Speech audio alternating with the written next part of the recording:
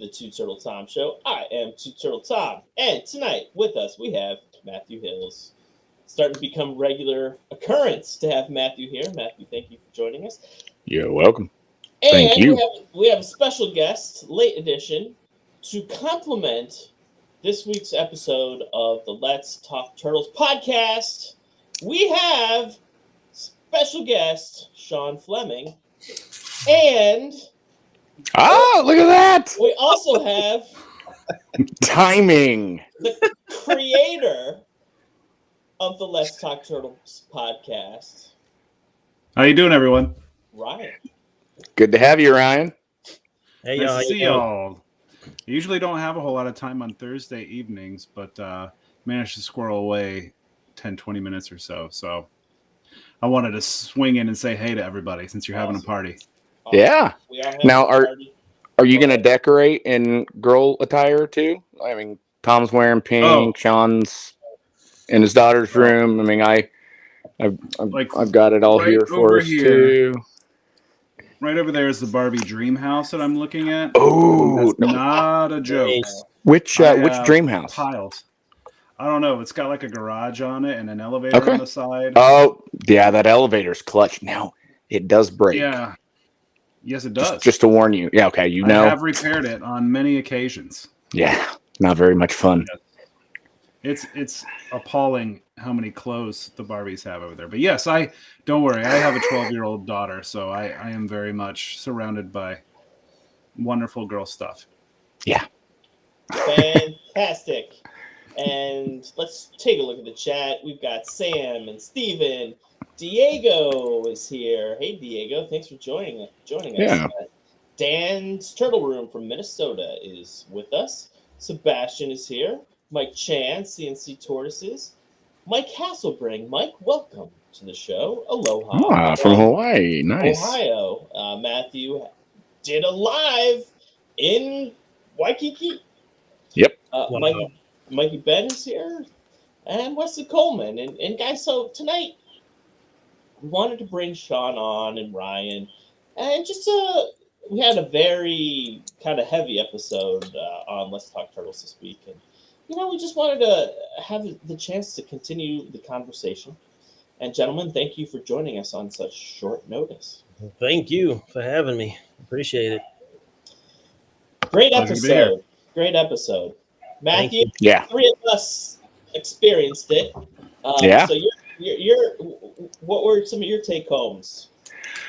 I should have made notes. I really enjoyed. I mean, yes, it was deep. And I had, Shawn and I talked pretty regularly, and I had, he had filled me in on what was going on down there with him and everything. So, it wasn't as heavy for me knowing that was the conversation, I guess.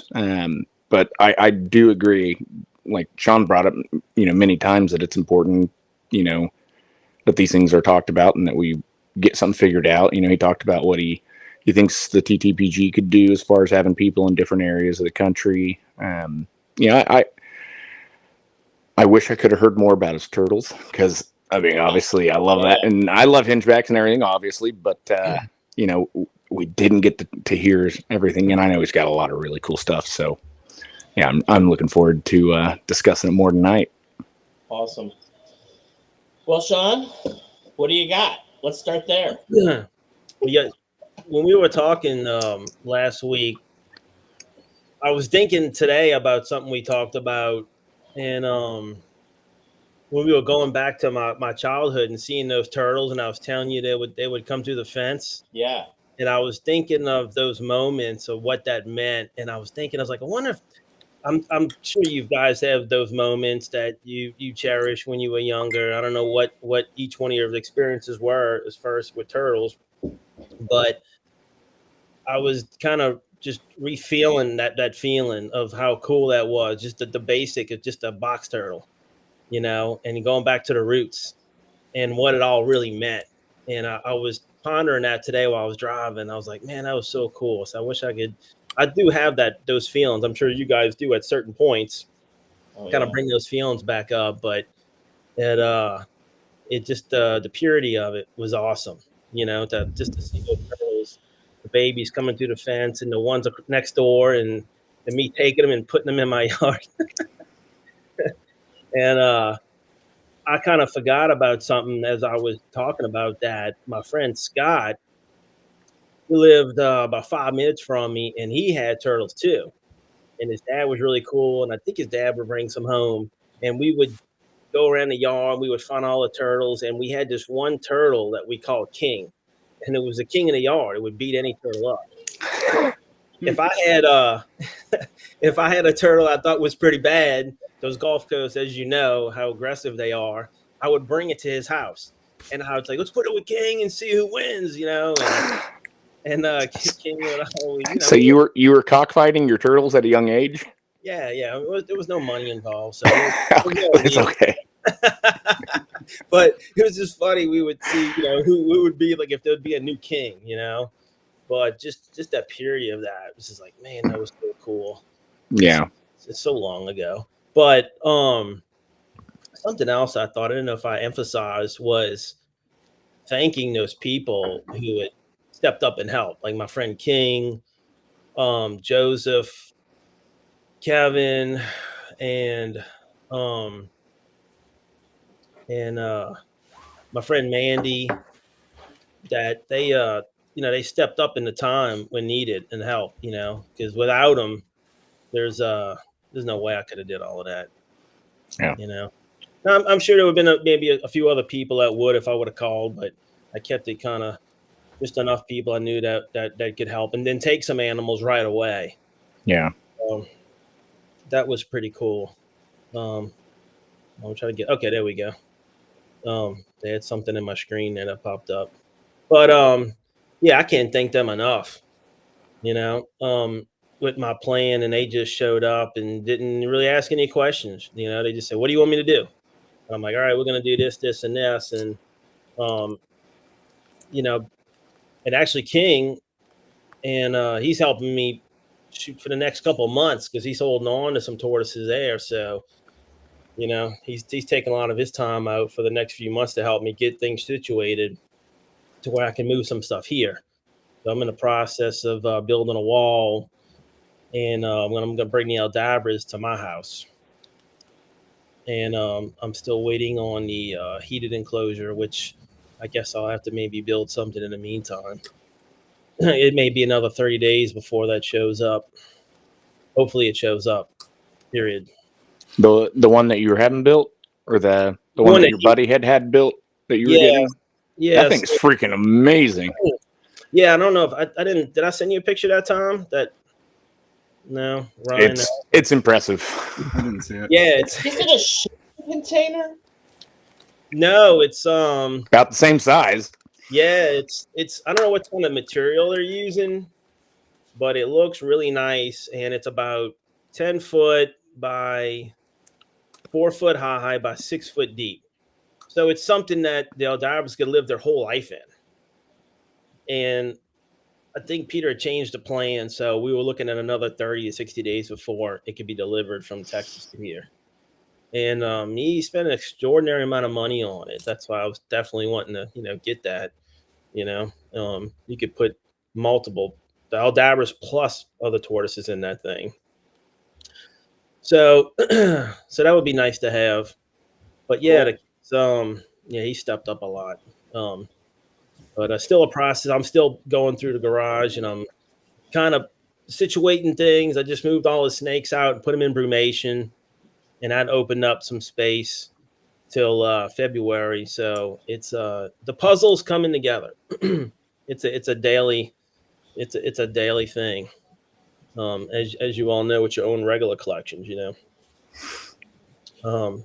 Somebody Diego says, are we talking about pre-built structures? Yes. So the guy designed them to what you want. I think he stopped taking orders November 6th on the site, but you tell him the dimensions you want, and then he'll build it. And then on the top, it flips open, and it has hydraulic hinges on it. And the heat pads had already showed up. So I had the heat pads for it. And then the front of it opens. I don't know if it's got the little plastic flaps on it. It may have that on the front. Now I'm thinking, I kind of can't remember if it had the flaps on it or not, or if it was a door, and then you could shut the door off. Oh, sorry about that. No problem. But I put that on silent there. Sorry about that. But anywho, but yeah, I didn't remember if I thanked him, about that. Oh, and then I actually had a guy from Texas call me, and we were talking about that subject, and he said, you know what, I'm gonna start writing down a list and writing down some numbers in case something happens to me. And I'm like, do it. I'm like, please do it. Because he has primarily snakes, and I'm on that list to help with the snakes. But even snakes, lizards, whatever it may be, it's something that everybody I think needs to take serious. I understand, like I said before, it's not the conversation that we really want to have, but it's going to become a reality for everybody at some point, unfortunately. Now, with you and Ryan both being snake people, you'll probably have a better idea. But I would assume that snakes might be a little bit more difficult to kind of handle in an emergency at number or at scale, like you just did with the tortoises. I would assume not as many people are jumping on grabbing a bunch of snakes. I could be wrong, but my wife would have a heart attack and kill me if I tried to bring like, honey, it's friggin' cause I got to help this guy out. He died. I don't care. Well, believe it or not, I think the snakes would actually be easier if you have the contacts. And people that, me, snakes are easier to deal with, period. On a whole, but I have a friend named Steve Equier who's in his 60s, and he has a large colubrid collection. And we had this talk months ago, maybe a year ago. He put a digital printout of everything he had in the room, and he had told me that if anything had happened to him, he wanted me to spearhead with his friend Mitch to get rid of everything. He said, keep whatever you want, keep any cages you want, sell the rest, give half the money to my wife. I was like, how about just give everything to your wife? So we already had a plan. And that actually wouldn't have been that hard with the amount of snake people that I know in the collection he have. A lot of people, if we had to sell it, it wouldn't have been that hard. He's got beautiful stuff that people that want, locality stuff. Ryan will understand that. I mean, same thing with tortoises, locality specific animals that people are searching for. But he wound up having AFib recently, and he decided to go ahead and move on that plan and start selling everything now. And I said, you can just wait. We got a plan set. And he said, no, I'm going to start selling my collection, which he did. And he's already got half his collection gone. So, wow. I'm sure there's a sense of accomplishment and like a sense of well-being is probably a better way to say too. Make sure that these animals that you love so much and care for, you've placed them. Not even if you have a plan in place with people you trust, I get that. Maybe that's speculative, obviously, but But I know I got to choose exactly where my animals go and got to see it happen. I would feel good about it, at least. Not that I would feel bad about it if I didn't, because if I had a plan in place, but that's kind of what I'm thinking about. And then to jump back, I think you'd be surprised how many snake keepers there are in the United States versus how many turtle and tortoise keepers there are.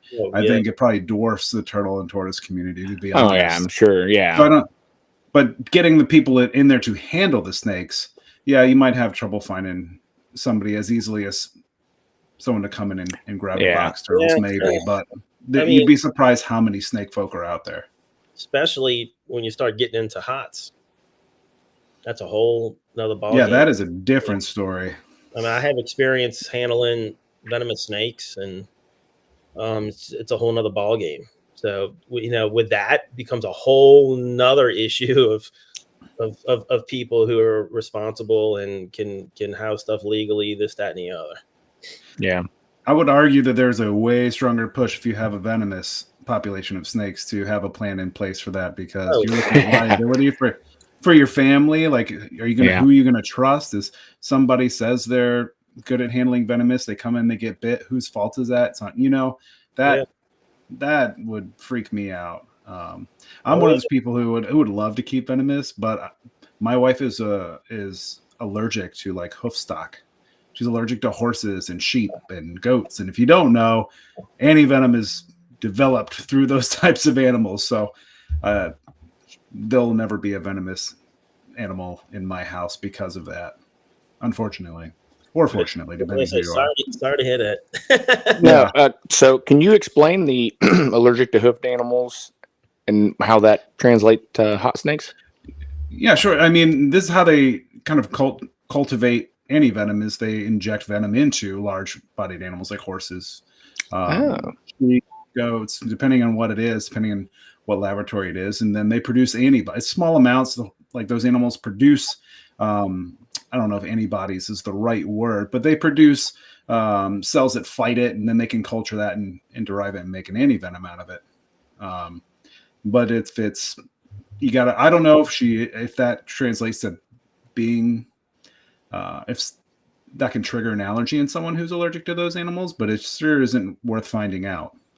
Yeah. Yeah. I'm happy at least not with her. Yeah, somebody else find it out. No, I hope it doesn't happen. I hope no one has to find out at all, but definitely not my loved ones. Yeah. This is a little off of that, but close to it. My wife's aunt got allergic reaction to her husband's birds, just randomly. Oh, weird. They had birds. He had a cage in the back, and they were breeding birds. And then all of a sudden, she got some kind of allergy or a reaction from it, and they had to get rid of all the birds. Shh, don't talk about it. My wife's going to come down with allergic to colonians. Next thing I know. I told him that recently. I said, my wife better not get allergic to horses. Here's one for you. In my long career as a zookeeper, I developed an allergy to crickets. What? Really? Yeah, so when caring for crickets, I wore a mask. Anytime I'd work with adult crickets, my throat would get all raspy, my eyes would water, like the back of my throat would itch, and it was nuts. So I tried to avoid it at all costs. That happened about 5 years in. So like there's a lot of work you have to do with crickets when you're working in a reptile collection. Yeah. So, luckily I was able to avoid some of that, and that's a perfect job for like volunteers and interns. So I stopped doing that as much as I could, because it wasn't like horrible, but it was annoying. But yeah, there's a lot of folk who develop those types of allergies, and it's really weird. I don't know what it is with the crickets. I mean, they don't have dander or anything. It might just be if they're really dirty or something, but adult crickets are dirty. Yeah. Really dirty. I mean, they smell horrible. They do. Yeah. They really do. Yeah. Whatever's in that smell has to be the allergen. Ugh, it's just gross. Ugh. Dead earthworms are still the worst. Well, yeah. Guys, I want to reset. Thanks everyone for joining us tonight. Ralph Till's here. Rumweather Reptiles has joined us. Kyle McLaughlin and Tony Monahan's joined us. Podrick, thank you, Podrick. Hope you're feeling better and healing up after your stuff. And Podrick says he's allergic to cockatoo down. Yeah. He was bitten by a citron-crested cockatoo in the early 80s. So, tonight we have Ryan and Shawn. If you listen to the Let's Talk Turtles podcast with Ryan and I, we had Shawn as a guest, and we thought we'd bring these guys on tonight to talk a little bit about that podcast episode and continue that conversation. So, Shawn, thanks for being with us, and Ryan, thanks for jumping on. Thank you very much again. Again, good to see y'all. No problem. So, Shawn, let's talk about some of your turtle collection. What are some of your favorites right now? What are those things that you're really, really working for and really, really are into right now? Well, one of them is my pancakes. I don't even know if I told Matthew. Did I tell? I don't know. I'm not sure if I told you I had pancakes or not. But man, yeah. My friend Aaron Daniels has some really cool tortoises down here in Louisiana, and I got a pair from him when I gave him my male spider tortoise, and those things are just unbelievable. Just they're so cool. I think I got a group of 4 of them, Nice. and getting a few eggs. Nothing fertile yet. I got a proven female in there. Just got another egg, so I'm working on it. I just moved them, so I don't know if moving them to the new enclosure throws them off. I always felt like that threw tortoises off for a while. No, you don't think? For most species, yes, but at least what I have seen personally in spider tortoises or in pancakes, moving them makes them lay eggs. When I got mine, I started getting eggs a day or two later, Really? and then a week after that. When I sent my group to Dawson, they started laying eggs. So he's got some of my females, and they immediately started laying eggs for him when I shipped them. Well, I've been swapping the males. I put the males together the other day, and then they kind of battled for a little bit, and then I swapped the males with the females, and they were breeding. So we'll see.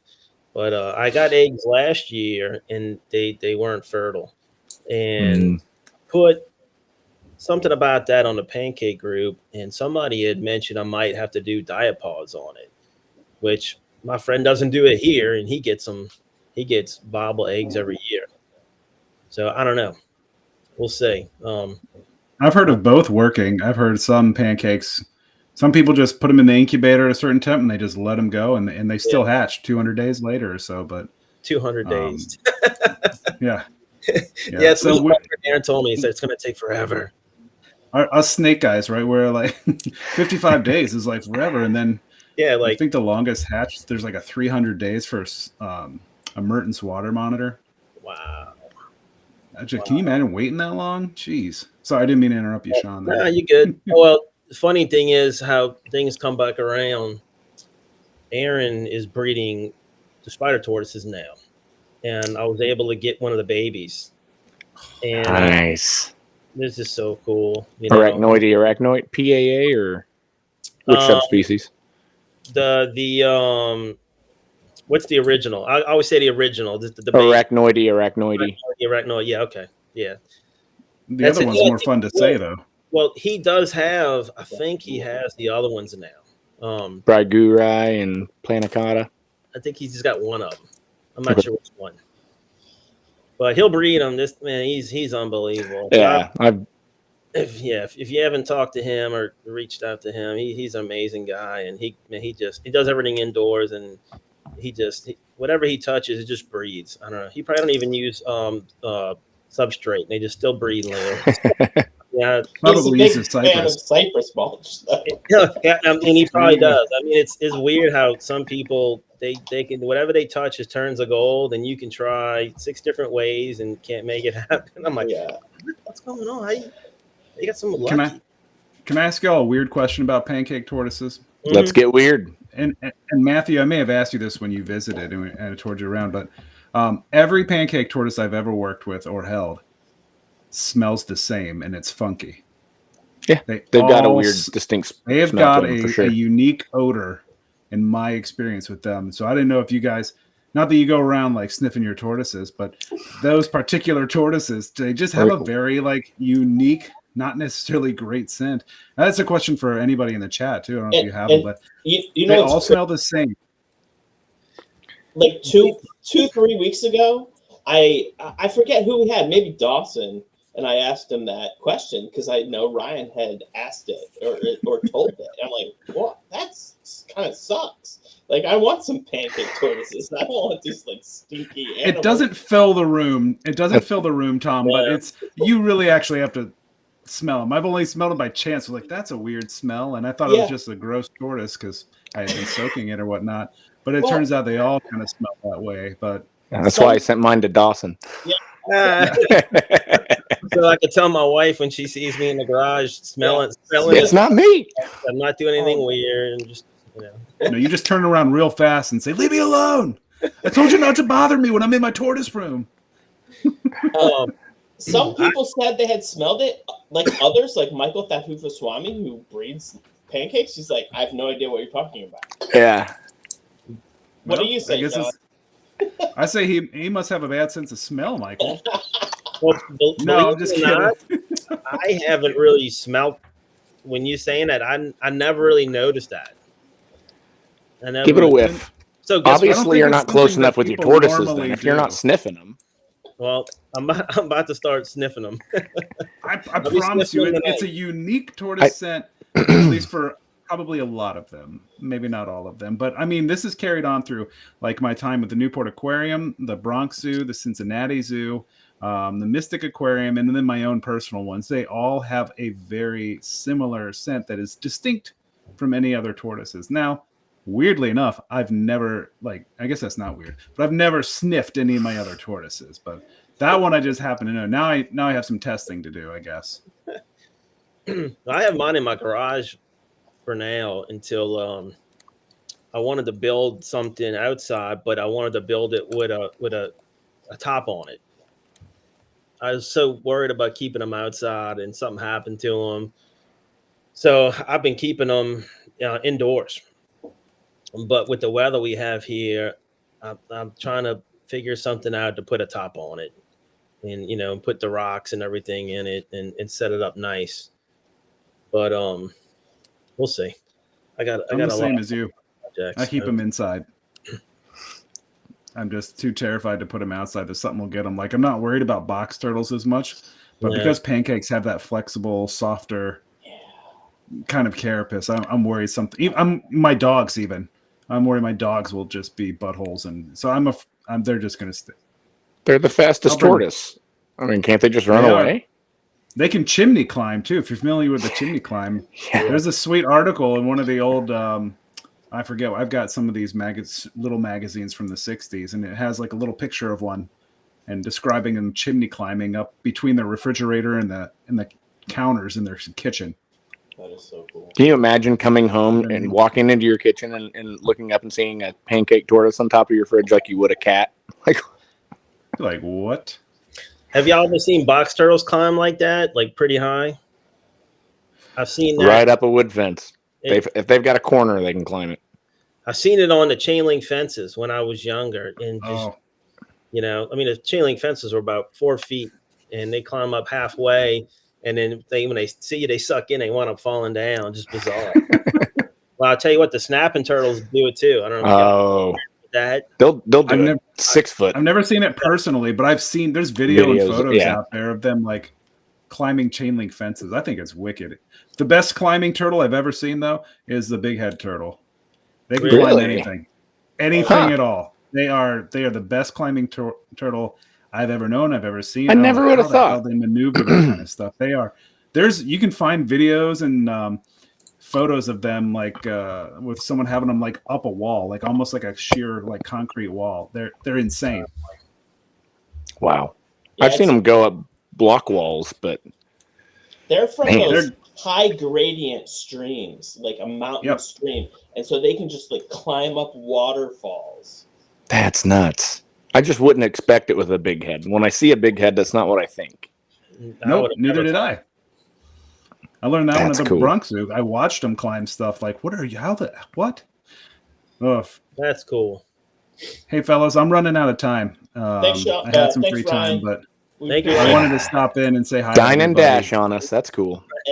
And so everyone, check out the episode "Let's Talk Turtles" with Shawn and Ryan and myself, where we talk about Shawn's experience with helping a friend that unfortunately passed away, who had a large collection of animals. So thank you, Ryan.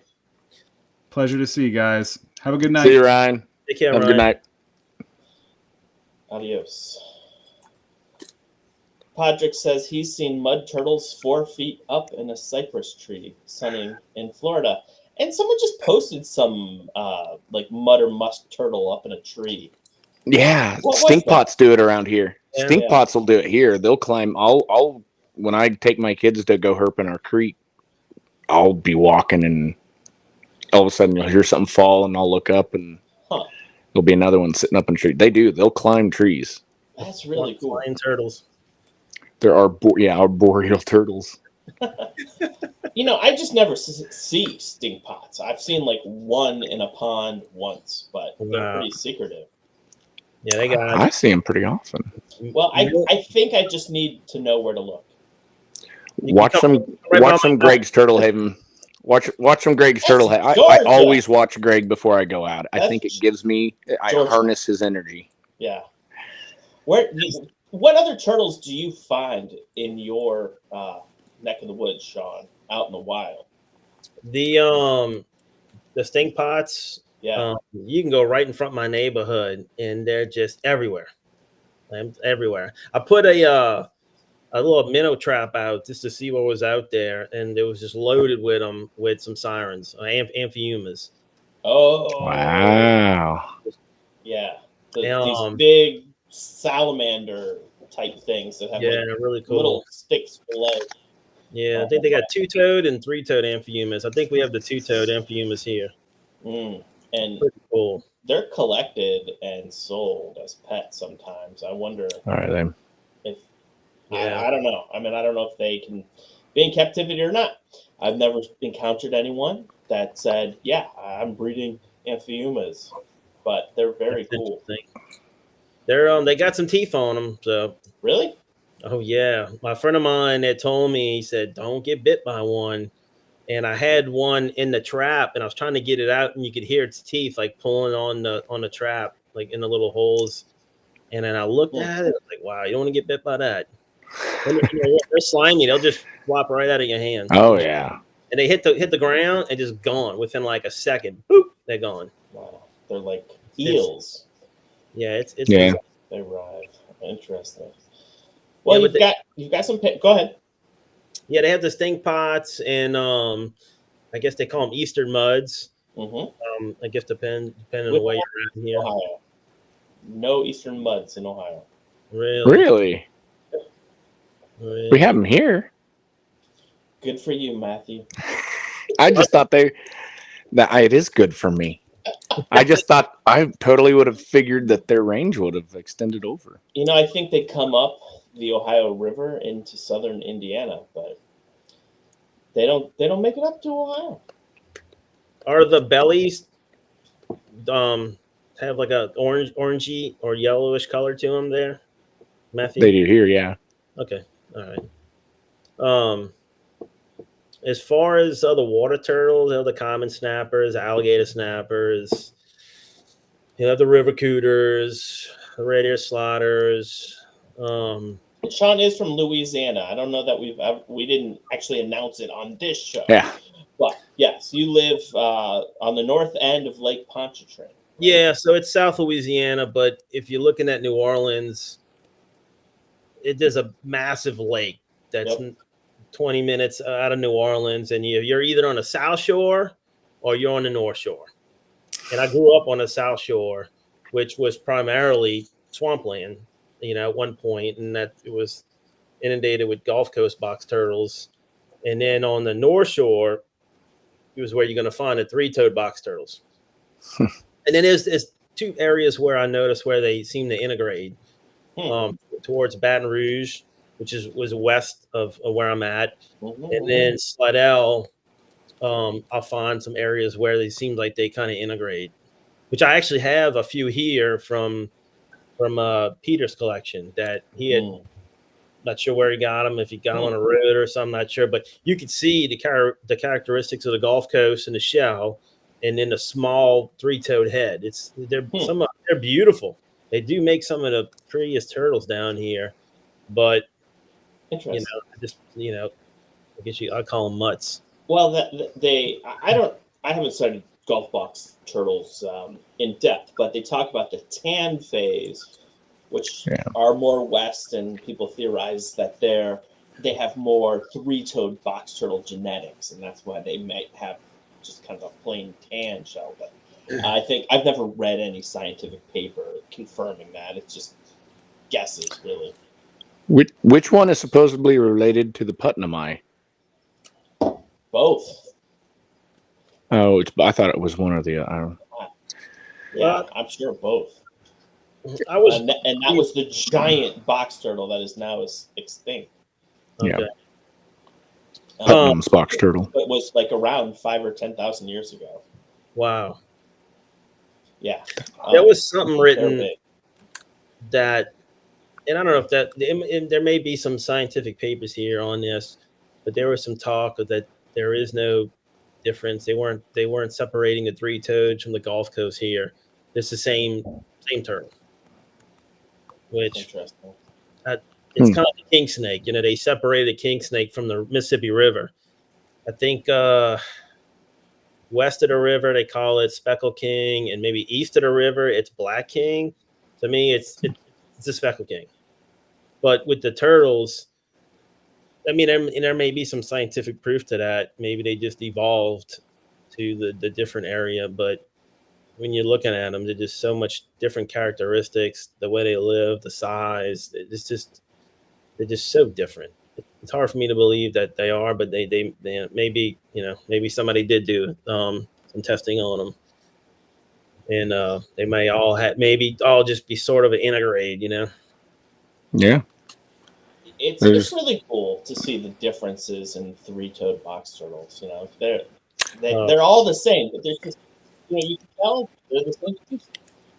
Oh, you should see the ones that just come through my yard, just in this area. I mean, they're just smoking. They're beautiful, Yeah, I have a group of 5 animals that are just rescues. I'm giving them a home. Really not trying to breed them at all, but I love them. They're awesome. They get along pretty well. Oh, they're so easy. Three-toe, hands down, in my opinion, are the easiest to cohab males and females. Mm-hmm. I mean, I've got almost my sex ratio is pretty messed up. I've got almost 50-50 males and females. I'd never have issues with the males being aggressive towards each other at all. Normally, for people that are new to turtles, you can't have that many males. You have to have a couple males for. The Gulf Coast are brutal. Yeah, brutal. I got some males I just keep just by themselves. I just can't put them. Yeah. They'll even kill the females if you leave them with the females too long. I believe it. They'll tear them up. But yeah, the three-toeds here are just unbelievable. The old house I was renting backed up to a large patch of woods, and I would find them there all the time. Just it seemed like they would just show up at my house. It was weird. I pick up my trash bag, and there'd be one under the trash bag. It's almost like they could just smell all the food or something, and they all just gravitated towards my house. Wow. And I would send pictures to all my friends, and they would just shake their head. Like, you jerk. We can't even go find one, and you just they're just in front of your house. You're a turtle whisperer. They know. Right. They know you're there. You have special turtle senses that they can Well, I honestly, though, I wonder if there's something to that, because I always see eastern box turtles walking through my yard. Leone always sees box turtles walking through. They have to be smelling other turtles, in my opinion. They're smelling other turtles, and they're saying, "What is that? I'm going to go explore that. I'm curious. Why am I smelling other turtles over there?" I mean, to me, that makes sense, because I know multiple people who keep lots of different turtles, and they'll have wild turtles come through. And my old neighbor, who him and his wife built their house when there was only one other house in our neighborhood, and he said he never seen box turtles before I moved in and started collecting. So, maybe something to it. I don't know, is anyone in the chat that has a lot of turtles or tortoises? Do they see stuff coming into their yard? Let us know. People just release box turtles in the yard of the turtle people, thinking, they'll take care of them. There's truth to that. I'm not kidding. I've had. Well, I mean, I know it's not wild or I know it's not native stuff because it's not native. But I've had non-native species dumped in my yard, in my fence, and I'll walk up and be like, "Oh, okay." It's usually Russian tortoises, which I don't mind, obviously. But yeah, that's the number one pet tortoise around here. So, Shawn, do you have any Russians? Yeah, I have 2. funny enough, I had somebody call me and they said this tortoise just showed up in my yard, and I was looking at the fence and I'm like, somebody put that. It was a Russian tortoise. It was just in his yard. I said somebody knew you had the sulcatas. They could see him, and you weren't home, and they just figured, hey, I'll just put it in his yard and they'll take care of it. Yeah. I had some Russians before, and oddly enough, I bred them here in Louisiana outdoors, which I thought was really cool because I think Aaron, of course, was the only Inside. one I knew that bred them, but I think he did it inside. Yeah.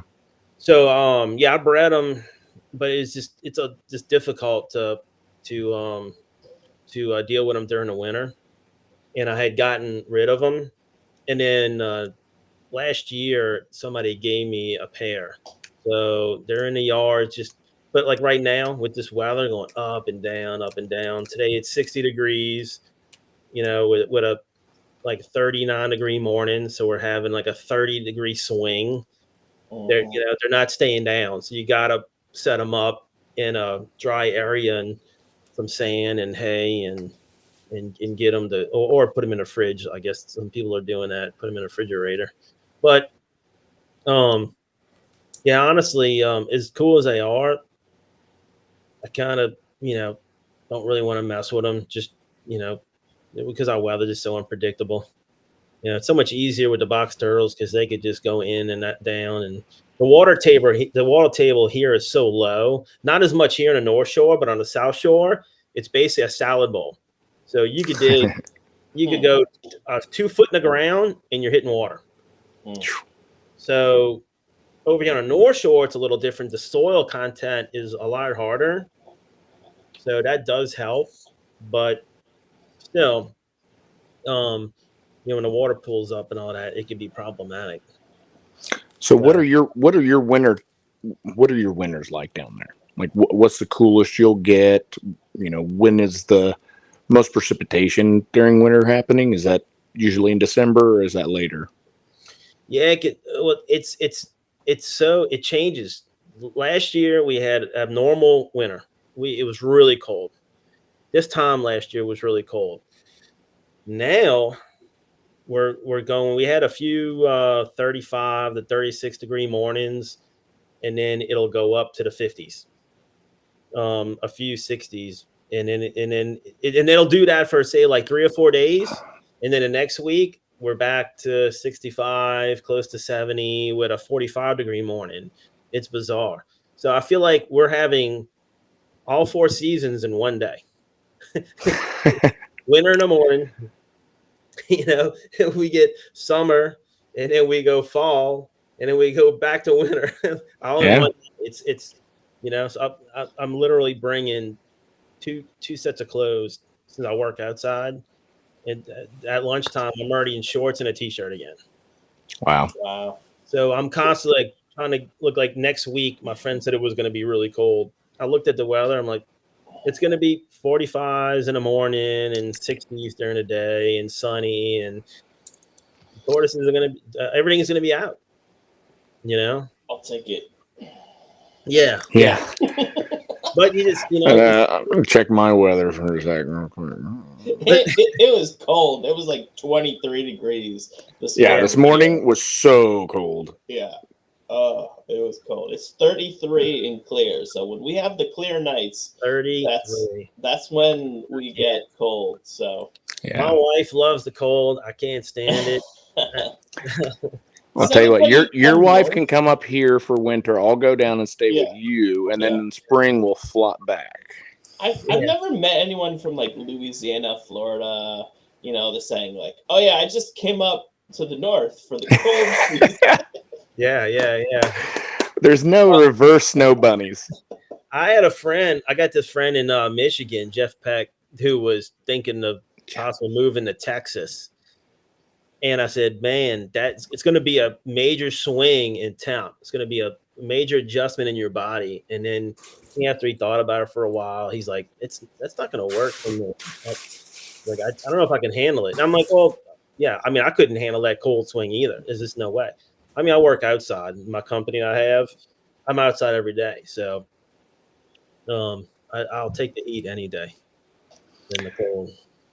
If you have if you have a way to make sure that your Russians are dry,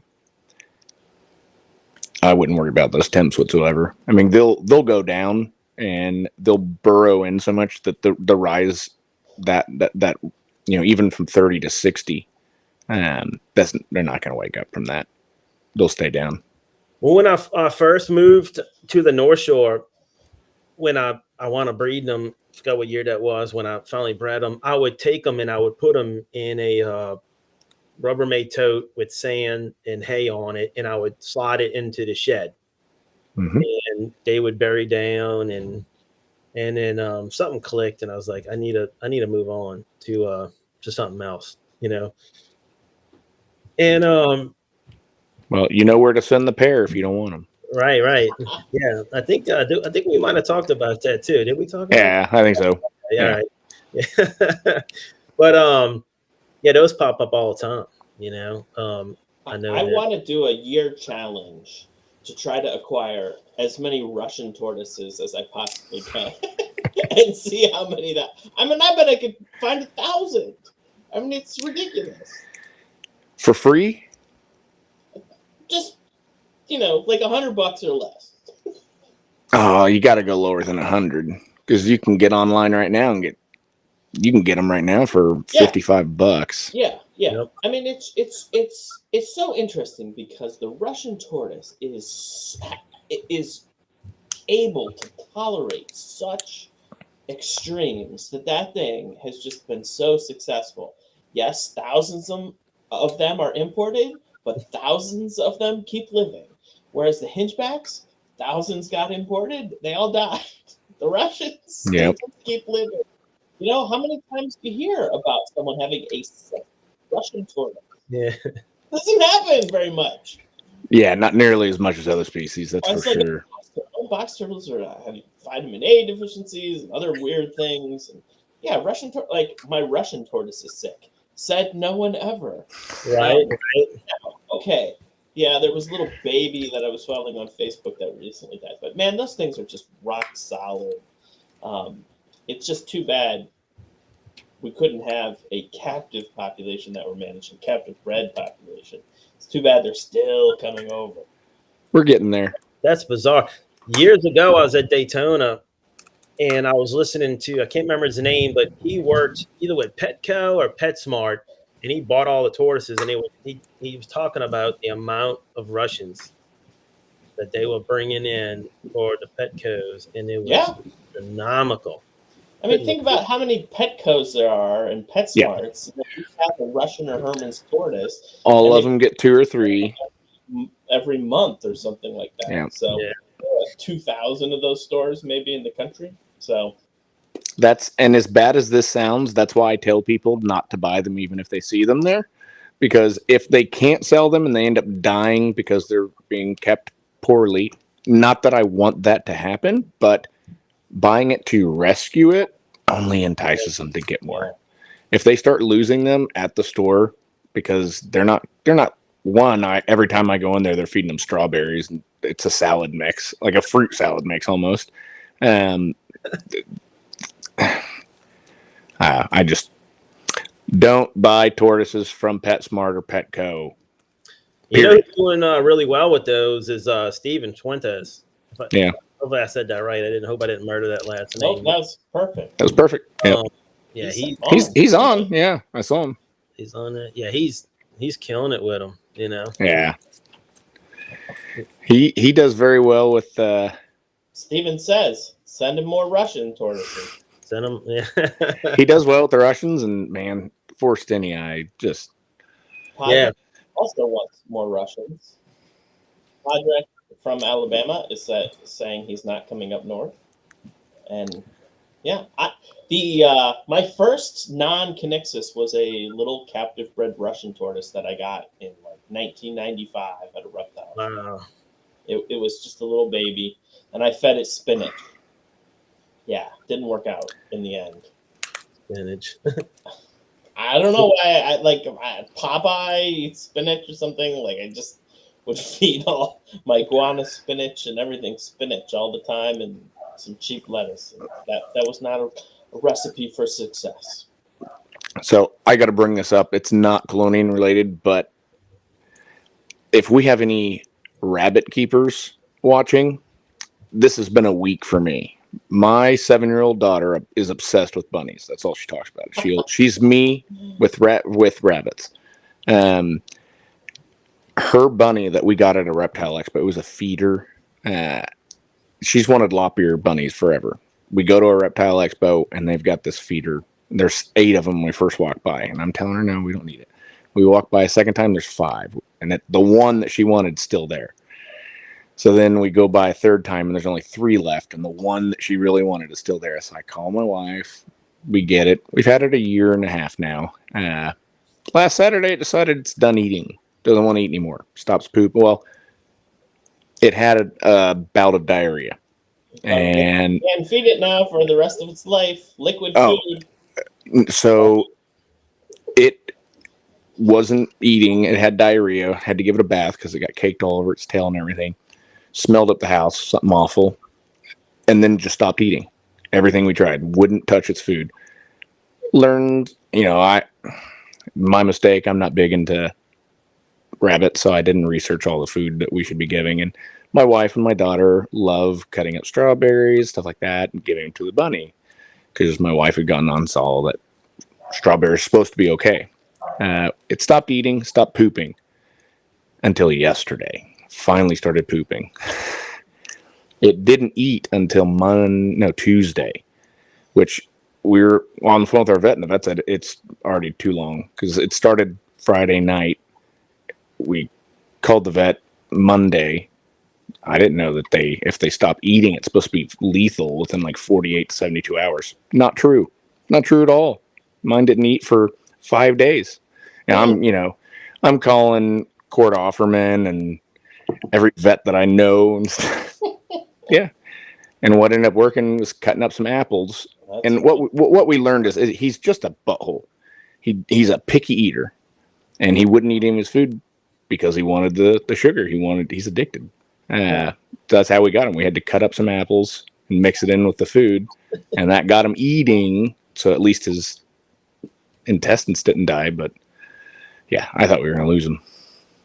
Wow. Speaking of Steve, I'm trying to work with him with the Forstons tortoise. He didn't actually get me into it. That was Jeff Peck and my friend Joseph Roy, who thought it would be great to tell me to get into it, which was a great idea. Just amazing idea. Not sure if y'all have ever had them before. Nope, not Forstons. Yeah, that kind of linked me to Steven, and he's a great guy. Yeah, wicked smart. Yeah, so I was supposed to talk to him about that in person at the TTPG conference, which I said he didn't get to go to. So next year, though, right? Yeah. I know he was probably bummed. I said, man, I'm sorry. I know he really wanted to, talk to me about that. We're trying to bring more awareness to that and get more people involved with just having them and trying to get some babies. I haven't had any success yet with getting any eggs yet, but I know he's doing good with it so far. So, yeah. I think he just posted, I got one nesting. Yeah, Steven's killing it. I'm trying to readjust mine with the humidity and get the humidity up a little bit. I think that's the issue I'm having now since I moved them inside. They were outside most of the whole year, and I brought them in and I actually put them out. I think last weekend I put them out for one day, and we had high humidity, and immediately started, ramming each other and breeding. I had to bring them back in again. It got cold. The next morning we had like a 40-degree swing, so I brought them all back in. So I'm setting them up in enclosed chambers, kind of like Steven has, to where I could adjust the humidity right for them so they don't dry out. That's where I'm going. Yeah, it makes it more and more. It's expensive to have closed chambers, but man, you can really control everything. Yeah.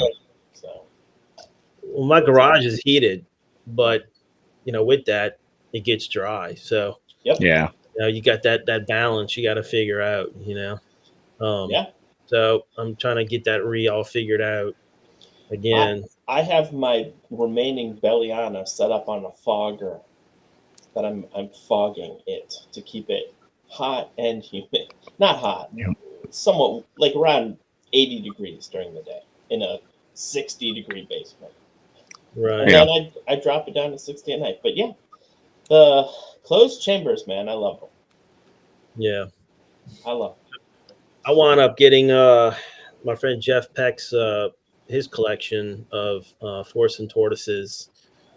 So I got his group here, which I think he had for 6 years or so, indoors. So I got his here, and then a guy named Ross Cuvion from Texas. I've heard that name. Yeah, he's a nice guy. Reached out to me. He just moved to Louisiana, up North Louisiana from Texas. And he had a massive female. I've never seen a female that big. And I got my hands on it. So I'm doing a breeding loan with him on that. And I actually do have one of Steven's females here. So I'm also doing a project with him where he gets some babies out of that. Hopefully she'll produce soon. So we'll see. Cool. Fingers crossed. Awesome. I'm glad I got in those tortoises. I really do. Especially knowing the history behind it. I kind of, I'm sure you guys done the same thing. You kind of look over something and you're like, and then you kind of, something catches your eye and you start kind of looking into it. And then you see, I guess like the devastation of where it's from and what's going on or what's not going on. Yeah. Wow. That's pretty cool. How big did they get? They'll get some at 12 inches max. Like that's big. I mean, they're close. I think I had a male. It's a Rosa size. Yeah. How is that a Rosa I sent you? Good. Yeah. Yep. That water balloon on the back. his ball sack. Yeah, it's still there. Yeah. Did you talk to Ben about it? No. I got it separated right now by itself. But I was going to talk to a veterinarian friend of mine about it in Missouri, who helps me out a lot. Wow, Good. what a great guy. He if he was here, he would just take it and do it. He's done that before. He'll just take stuff. I'm taking this with me, and I'm like, I think you told me about him. Yeah, man. His name's Rick Anderson from Missouri, and just got another God-sent person in my life. But he was here recently and took a Louisiana pine snake home that belonged to a friend of mine that I think had some parasites. So he's like, I'll take it home and treat it. And then he was looking around my pens and saw a box turtle with an abscess. And he's like, I'm taking that too. I'm like, okay. And he's like, I'll fix it up. So now y'all have to come to Missouri to see me. Because we were supposed to go there 2 years in a row, me and a friend of mine, to go herping. And the timing was off. So, I don't know if y'all have done that, but the timing's got to be right. There's a lot of factors into getting that, the timing to be able to see stuff, especially snakes. Yeah. So now we have to go there because he's got our animals, But so I don't mean to change the subject. To go back to the ear it was an ear abscess on the box turtle. Yeah. Yes. So I have been struggling the past 2 years with ear abscesses, especially in box turtles. And I, for a long time, thought that it was runoff from a ways away. There's a golf course, and I think the chemicals they treat with it came down during some rains. There's a drainage creek that goes through my property, and I always thought that's what was causing it. Just the sheer number that I was getting with ear abscess. They're outside. I mean, yes, they get them in the wild, but it's a large enclosure. It's not overstocked with turtles, and I generally do a decent job of picking up anything that I see as far as poop and stuff. Still was getting them. ones that I just got in from Mark Da Silva, some actual Gulf Coast ones. One came in perfectly fine. 2 weeks after I had it, developed an ear abscess. It's been inside the entire time. Oh. It's got to be my water. There has to be something in the treatment plant that they're putting in that is causing this, because I've had it in spotted turtles that have only been inside. But so now I don't know. I think I'm gonna start boiling my water before I use it or something. Well, That's interesting you said that about the spotteds. I noticed it in one of my spotteds. I was looking at her. I'm like, she's getting ear abscess. Yeah. But it's scary when they're tiny too. I had one that was real small. I got one. Okay, this is on one of my adults, and I thought it was maybe not enough variety in the food, which I'm feeding them multiple things, and I'm like, yeah, so am I. My water is good on one of my adults, and I thought it was maybe. Sorry. Oh, okay. No, somehow my tablet started. Yeah, I wasn't not sure what was going on with that. Now I know the water aquifer here in Louisiana is off. Okay. How so? What do you mean off? Well, I got involved with special kind of drinking water years ago, and I started paying attention to what was going on with the water sources and the carbonic acid that was in some of the wells here on the North Shore. I had no clue about it. Started learning about that, and actually one of my doctor friends, he lives over here not far from me, and he had carbonic acid in his well water. And explain carbonic acid. I'm gonna skip that. I don't. So I don't know. We'll look that up. Well, I don't know enough. He's not a chemist, Matthew. Yeah, so I've never even heard of it, so I was just asking. Yeah, that's above my pay grade. But so my friend Sal was explaining how it was altering the water, and it wasn't good, and it was affecting the output of the condition of the water going to the water machine that we were using, and it was because of that. So we had to put pre-filter. So I started. That being said, different parts of Louisiana, some parts have really, really, really bad water, and some areas are pretty decent. So, yeah, the pre-filter thing is a must here to have. But I think that carbonic acid, and I'm sure somebody on here listening probably knows exactly what that all is, but it was showing up in well water. Okay. But I'm on city water. Yeah, I'm on city water. But my city water is way off too. I had that water tested. Okay, I was going to ask, where did you get it tested, or is it something we can buy to test at home? Or what I did, I sent my water to a place in Texas. I can't remember the name of the person, but I sent a sample to them, and they'll tell you what you're lacking and what's in it, and how to correct it as far as what pre-filter to get. Because people who don't really understand water, they just think water's water, which it isn't. Right. They just think you can just go get a regular pre-filter and it's just gonna, it's gonna do the trick, and it's just not, because water's changed throughout the whole globe. So one filters maybe work here and may not work in Ohio where Tom is. So So the guy would design a filter in order to just tend to your needs of what you need in your water source. Okay. So I need to look into something like that. So you're on city water, Matt? I'm on city water. Yep. Yeah. What's the source of the water there? Is it surface water? Is it? No, we have reservoirs. Our water comes from Geist Reservoir, which is a mile away, but yeah.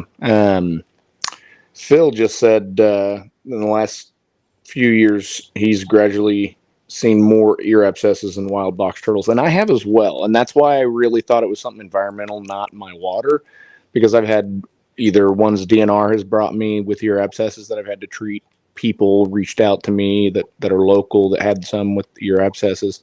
And then the ones that I was having develop them outside. So I thought it was something, and I guess it still could be something environmental all over. If there was a change in pesticides that, Monsanto uses, who knows how much it could affect, in the long run. I mean, they're the canaries. I've heard that, anecdotes that they're increasing in the wild. I've seen a ton more. Implicated.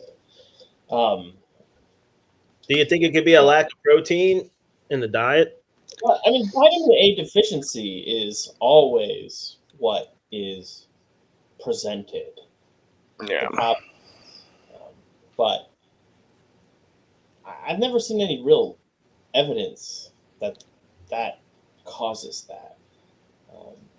But yeah, I don't know. I'd love to see people do some studies on it. Yeah.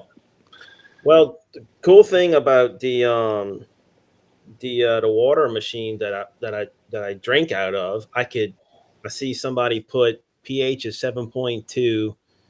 I can adjust my pH and I can produce different pHs. So when I would keep my spottings indoors, I could produce a slightly acidic pH water. Or when I'm soaking my turtles, I'm not using tap water. I'm using the water out of the machine that's filtered, or I have one that's ionized. So, it's alkali. So I'm using that water, which helps with the red blood cells and gets them moving. Mm-hmm. So I have the luxury of using that for the turtles when needed. So you have the the alkalizer that actually turns it to alkaline water? Yes. Those aren't cheap. My buddy has one that I use. Yeah, I kind of got introduced to that years ago when my wife's uncle had prostate cancer. Yep, that's where. Yeah, it's amazing. I suffer from acid reflux really, really bad. Switching to that, if I only drank, that alkaline water, it goes away. Yeah, and I don't need to take Nexium if I drink enough of that water. It was definitely life changing. And it opened up my mind to a lot of other different things and possibilities, and then using it for the animals. Yeah. I've used it. I don't know what brand that your friend had, but the one that I have produces a 2.5 pH water, but it's actually used to coagulate blood. It kills staph and strep. Mm-hmm. And I gave some to a friend of mine to use on a snake that had an infection on the face, and within no time, infection was gone. You're spraying a 2.4 acidic water on its face. I couldn't believe it. So yeah, open up some opportunities. Yeah, I've started. I'll take 5-gallon jugs to my buddy's house and have him do it for my spotted turtles now. Yeah. Since I saw that one abscess, and it's what I used to do, and I never had an issue. I did it for every hatchling that I raise up. All my box turtles are raised aquatic, so I have to use a lot of water for them. I would always stock up on water jugs, and I never had any issues. And I think I'm going to end up going back to that or buying one of those machines because I'm tired of your abscesses. Just get one because you're going to save a lot of money, depending on you can see off camera what it was. But if it's the one that I have, you could finance it, and you're going to save so much money, and it'll have a write-off. Yeah, the guys loved me at the firehouse because they would always come in with the little pH bottles and stuff that they spend a bunch of money on, and I'd just go over and get a 5-gallon, and then we had one of those water dispensers at the firehouse. I haven't bought water in 6 years. That's crazy. And people, especially when they have these, people think there's like a storm coming. Everybody's buying flashlights and batteries and water. And I'm like, I got all the water I want right here. I just got to fill up the jugs and that's it. I'm done. Yeah. So yeah, bite the bullet and get it. You'll be happy. Yeah. You're already happy. You just want to step away from just pulling a trigger and doing it. I'll tell you, I've gotten really good at treating ear abscesses. I don't use any medication, and I don't have any issues with any of them healing up quickly. Really? I isolate, I pull them out. Do what? Yeah, I lance them. Lancing? Absolutely. Yeah. Betadine, flush, and that's it. So, I mean, I've seen plenty of wild box turtles literally just claw it until it pops, and they've healed up just fine. Wow. So I'm not saying, benign neglect isn't necessarily the best approach when it comes to an injury or a sickness. Right. But, I think sometimes we go overboard. And just like with humans, the more antibiotics we use on turtles, the more resistant they become, the more resistant the strains of the sickness become. So, if I can get away with not using antibiotics to treat an ear abscess, I'm going to. So, and so far I've not lost a single one. I've never had any issues. So I'm not going to mess up again. I'm not recommending other people do this. I've experienced a lot of turtles. I've, dealt with a lot of these with vets. So if yours comes up with an ear abscess, don't take my advice. You're just sharing your firsthand experience. Yeah, I just don't want anyone to end up in a bad spot and blame me for Hills is practicing medicine without advice. Backyard medicine. I've seen you put a Band-Aid on your kid's knee, so you're practicing medicine too. Yeah. Absolutely. Well, Shawn, I haven't. Go ahead. I haven't lost any spotteds from the ear abscess. Good. Yeah. We have come to the end of our time this evening.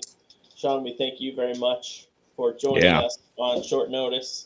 Thank you. Thank you so much. We really appreciate it. Thanks for joining Ryan and I. If you didn't listen to the Let's Talk Turtles podcast this week, do it on your commute tomorrow. Yeah. If you haven't yet, what's wrong with you? Subscribe, review. Please give this live stream a thumbs up. We do this. There's only 9 likes, 21 people watching. Come on. Let's boost those likes. And after you're done, man, share this for me. That could be my Christmas present. Just share how awesome this is. We're growing. I didn't even advertise this until like 15 minutes before we went on. Same here. We have 20 folks. So yeah, we're just gonna keep doing it. We're gonna keep doing it. I'm gonna schedule more guests for the new year, and we're excited. Diego, thank you for joining. Guys, thanks everyone for watching. Yeah. Every Thursday night, we shout out everybody that comes on. So what do we say, Matthew? For the turtles. Have a good night, everyone. Thank you. Thanks, guys.